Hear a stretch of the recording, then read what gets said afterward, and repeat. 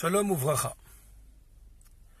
Depuis l'année Tafshin Yud Aleph, même avant, en Tafshin Yud déjà, dès qu'il y a eu la disparition de ce monde physique du rabbi précédent, le rabbi a pris sur lui la direction du peuple juif.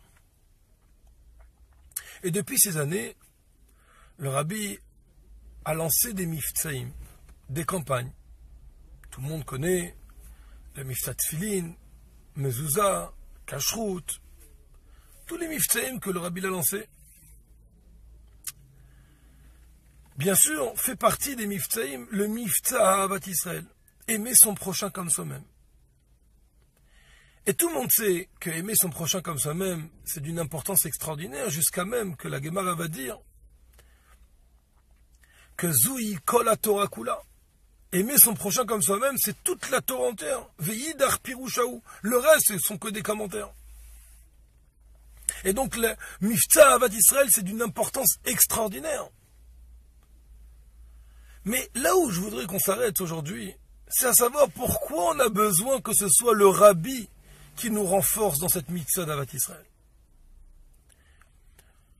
Bien sûr, chacun d'entre nous, il aurait pu faire Ahavat Israël, même si le rabbi n'avait pas lancé un Mifta.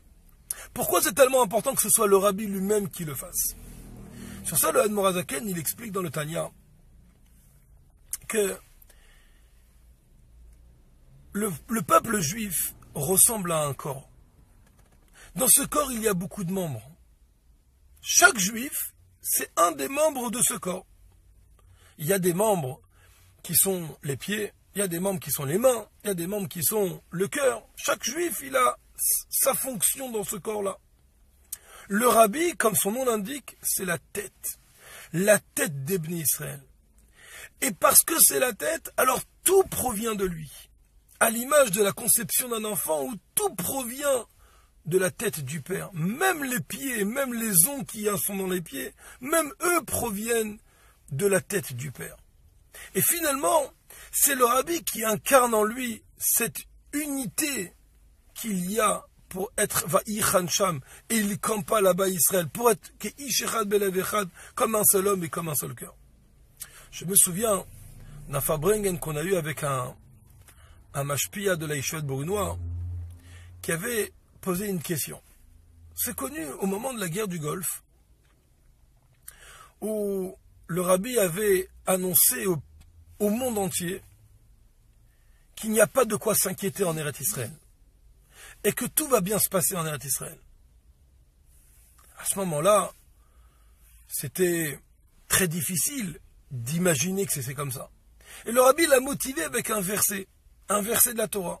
La Torah nous dit Ene Hashem Elokecha ba mereshit hashana ve'adachit shana.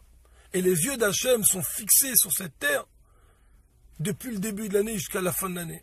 Et donc de là, le rabbi en a conclu qu'il n'y aura pas de problème. Mais a priori, cette phrase, elle a été écrite dans la Torah il y a plus de 3000 ans.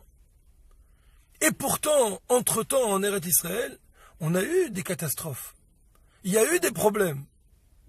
Comment ça se fait qu'à partir d'un verset de la Torah, qui est écrit depuis 3000 ans, le rabbi peut en conclure qu'il n'y aura pas, et surtout, ça s'avère vrai, que vraiment il n'y a pas eu de problème. Qu'est-ce qui s'est passé?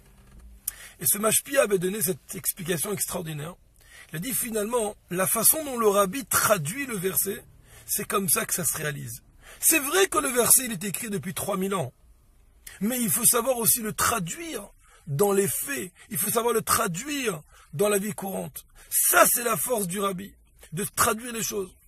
Alors la même chose dans le sujet de Ahavat Israël. Vous savez, il y a trois périodes, c'est une sikha du rabbi que le rabbi développe ce sujet-là. Il y a eu trois périodes. Il y a eu la période du Baal Shem Tov, il y a eu la période du Maggid de Mezrich, Rabbi Dovber, et il y a eu la période du Admor HaZaken. Le Baal Shem Tov, de son époque, il avait enseigné à ses élèves que un juif érudit doit aimer un juif non érudit au même titre que tout le monde. On ne doit pas faire de différence entre un juif érudit et un juif non érudit. C'était la devise du Baal Shem Tov. Parce qu'à cette époque, les juifs érudits se séparaient des juifs non érudits.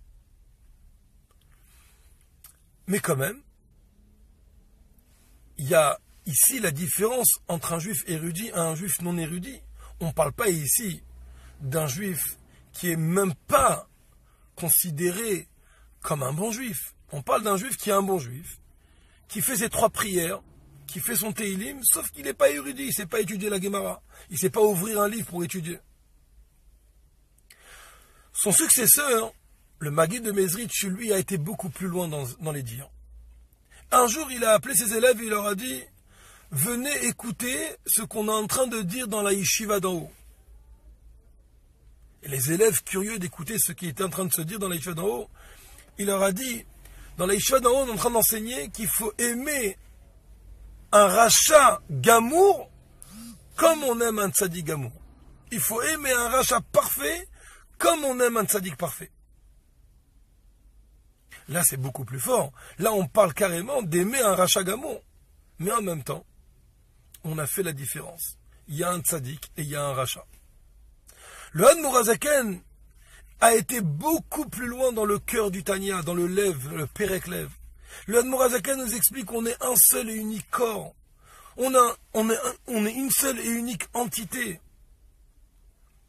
Et c'est pourquoi on doit être associé, pas parce qu'on a un rachat et un tzaddik. On ne parle même plus de rachat de tzaddik. On parle ici d'une seule entité, d'une seule unité. Ça, c'est la force du Rabbi. La force du Rabbi, c'est celle de pouvoir nous unir tous ensemble. Et ce que le Rabbi a traduit, comment le Rabbi l'a traduit, il a été encore beaucoup plus fort que ce que le Tanya a dit. Le Tanya, bien qu'on soit tous les mêmes, on soit une seule entité, mais quand même dans ce corps, il y a des hauts, il y a des bas. Il y a celui qui a la tête, il y a celui qui est au cœur, il y a celui qui est au pied. Le Rabbi n'a même pas fait cette différence. Le Rabbi il a uni le peuple juif d'une façon tellement extraordinaire, tellement forte, qu'on n'a même plus de différence entre un juif et un autre, peu importe son comportement. Bien sûr, chacun il doit corriger son comportement, mais l'unité qui nous réunit, elle est au-dessus de nos différences. Ça, c'est la force du Rabbi. Alors on se souhaite que grâce à Ahavat Israël qu'on a eue dans notre génération, par notre Rabbi, cette unité que le Rabbi a fait entre nous, cette union que le Rabbi a fait entre nous, ça nous ramène, ça nous dévoile la véracité de l'exil, que la véracité de l'exil, c'est la délivrance, puisqu'entre le mot Gola et le mot Géoula, il n'y a qu'un Aleph, c'est révéler la vérité des choses. Et donc arriver à voir comment Béhémet, on est déjà en Géoula. Et comme le Rabbi l'a dit, Parashat Matot Maaseh, que même la raison pourquoi on est en Galoute, qui était un manque d'Ahavat Israël, même ça c'est terminé aujourd'hui. On a réussi déjà à réparer le manque d'Ahavat Israël qui nous mettait dans un état d'exil. Et aujourd'hui, la vraie raison pourquoi on doit se renforcer dans Ahavat Israël, c'est pour se préparer à vivre les temps messianiques, que ce soit immédiatement avec Mashiach Tzidkenu Now, Yechi Adonenu Morenu Verabenu Melach HaMashiach L'Olam Vaed.